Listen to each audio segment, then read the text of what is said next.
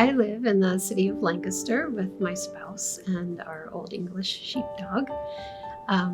One of the things that I find interesting is my journey from where I worked in the early 90s and early 2000s to the center.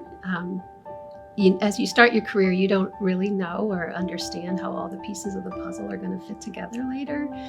But when I first started my career, I was working in Lancaster and some of the local agencies with parents as teachers.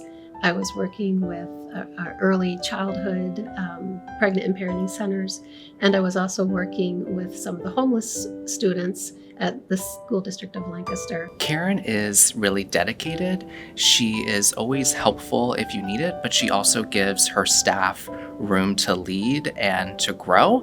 And I think those are really important qualities of an ambassador and really are fitting of this award for Karen. Two things stand out to me around values in the role that I'm in right now. And one is integrity.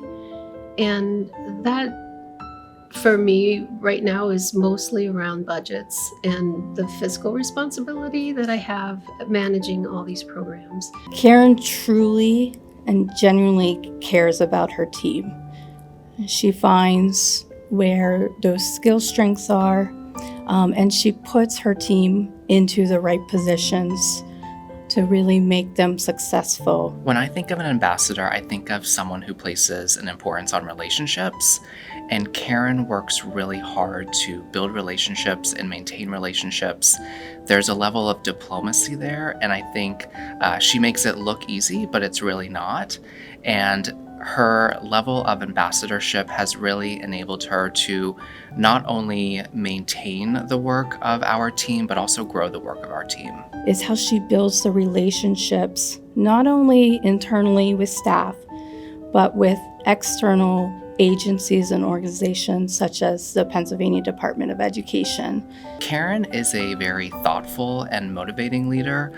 I think she knows that in order for staff to be successful, they have to feel inspired and valued, and Karen really makes an effort to ensure that.